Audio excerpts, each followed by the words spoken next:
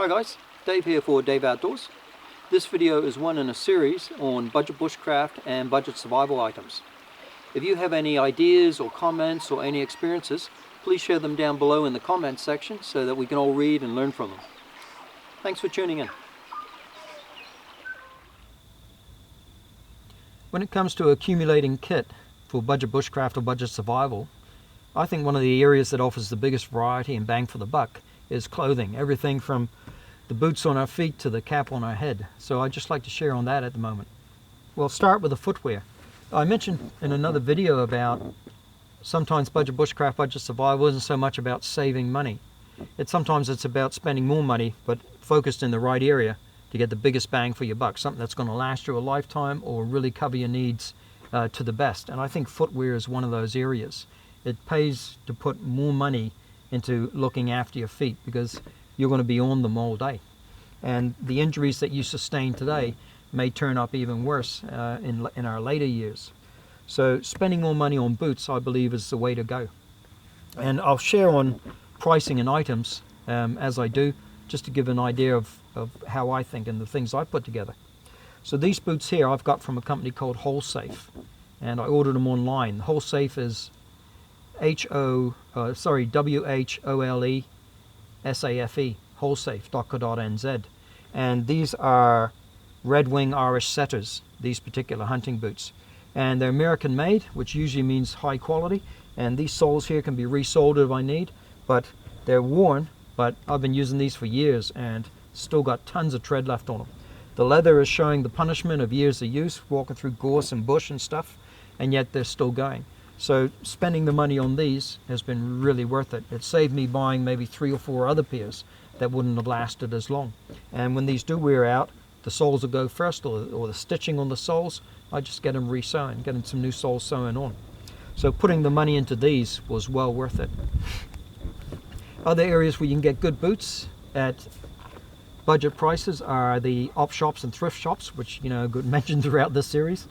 They're pretty good. Salvation Army stores, the SPCA charity stores, Red Cross stores, the local op shop, your local thrift shop, all those places. But the thing with that is you've got to spend a lot of time looking around, and I tend to do that. I'll grab a coffee some days and I'll just go and just for an hour or so, a couple of hours, go to the local op shops and see if there's anything new there I can use. And that's how you pick up some really good items sometimes. But the footwear you'll pick up, it's almost always going to be secondhand, and it's leather, so it's been shaped and worn in for someone else's foot.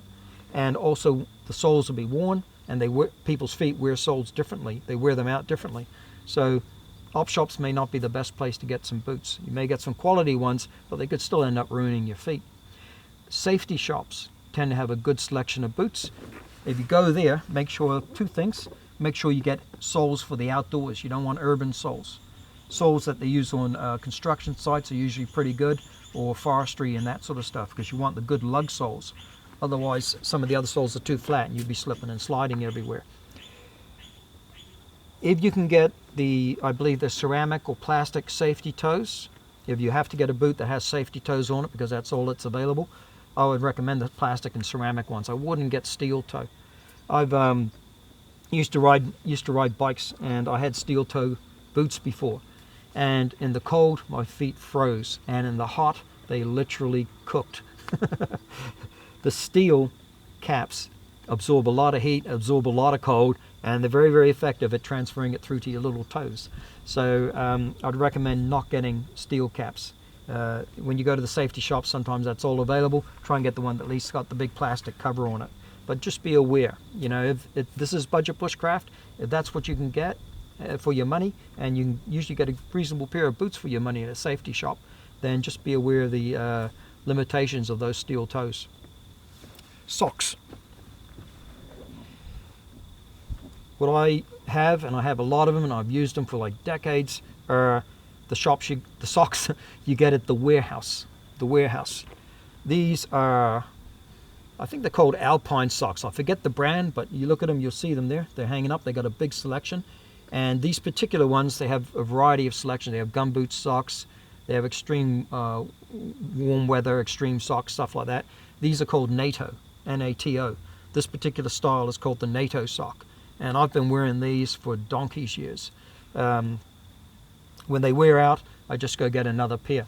They're very, very good socks, very hard wearing, and they come with an Army backing as well, because the Army, I don't know if they still issue them, but they used to issue them for many years, the exact same sock.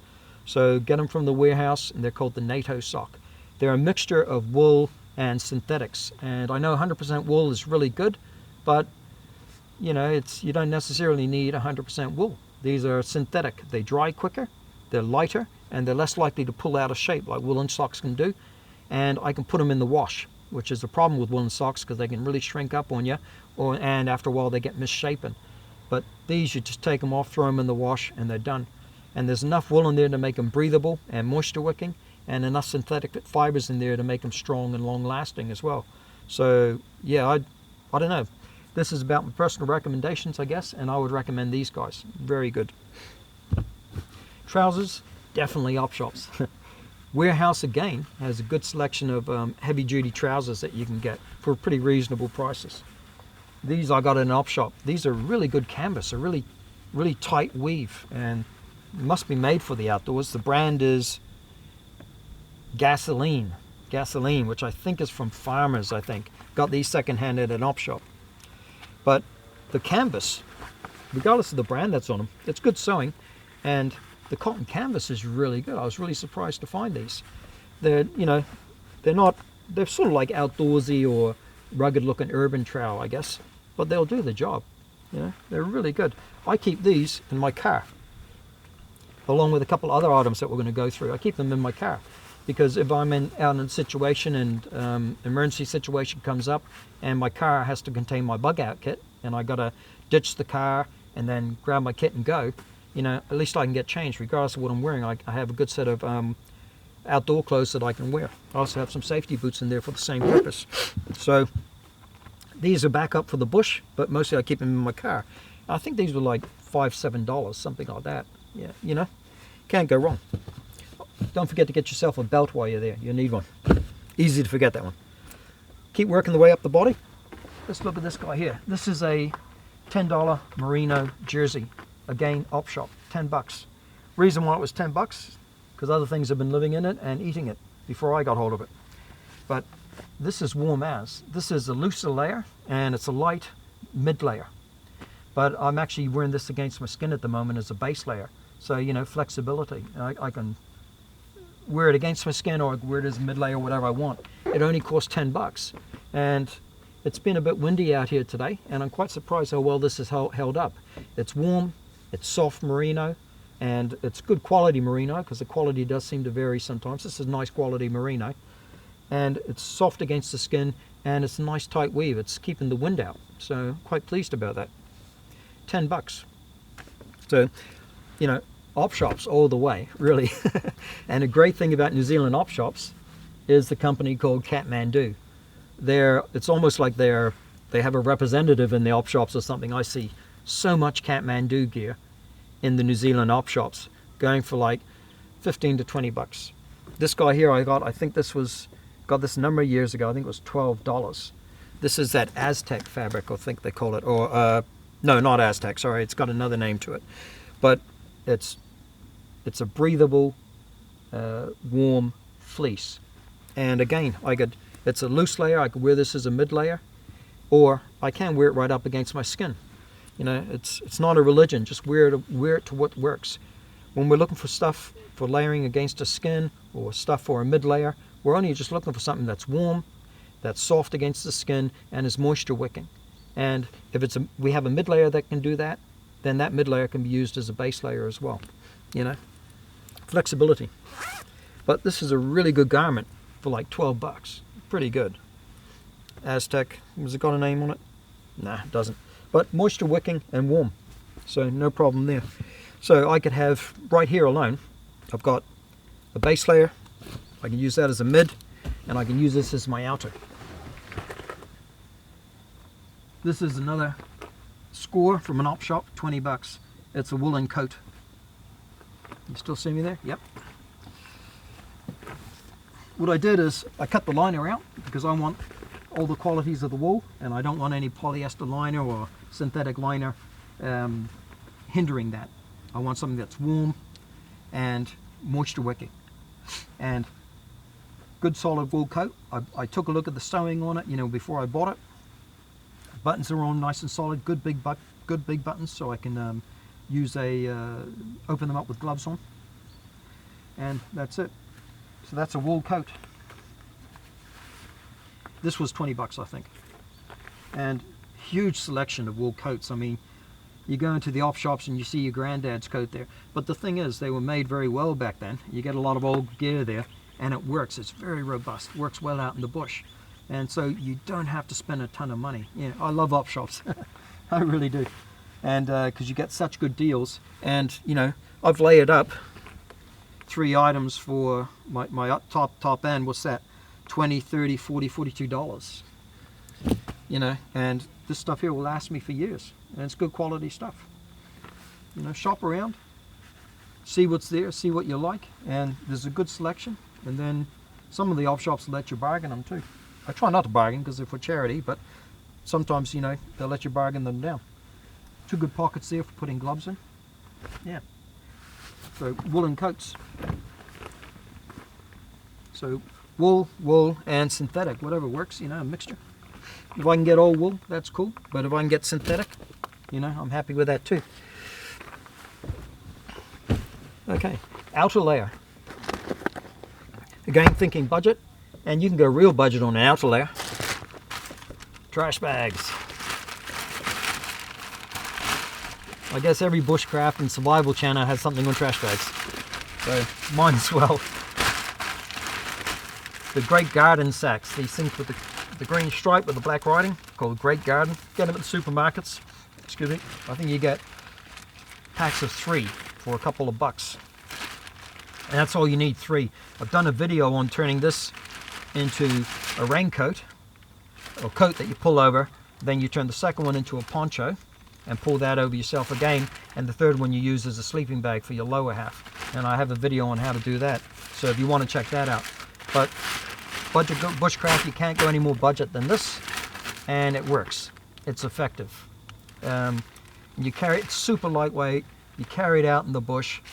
It's robust plastic. It's hard wearing. So you know, why not? It works. All for a couple of dollars.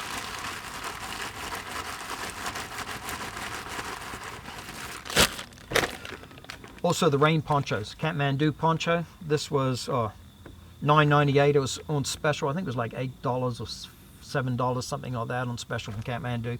It's a clear poncho you could pull over, but to be honest with you, that there is like 1/3 of the price, and I think a lot more robust. I think it'll outlast that. I will go with that.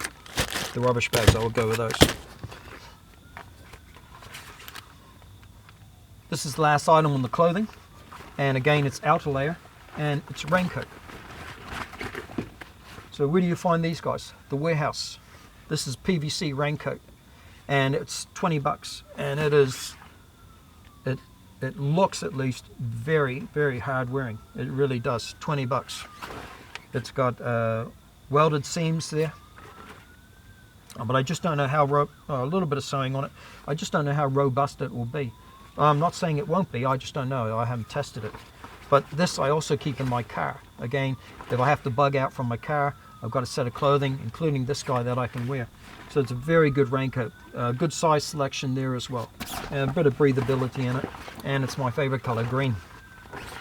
Now, the thing about this, the downside, is they're very heavy. I guess that's the nature of PVC. I'm not too familiar with that material, but it's very heavy. It's quite a heavy item. If I'm not carrying a whole lot of stuff in the bush, then I could be okay to carry this. But for the weight, again, I would go with the trash bags. Huge difference in weight, and a lot more uses as well. But there you go. You can get that from the warehouse for 20 bucks, a PVC raincoat. Feels like it's very heavy duty, and I'm confident enough in it, you know, that I'll keep it in my car as my raincoat in a survival situation or in a bug out situation. So, you know, it's up to you on how you want to go with it.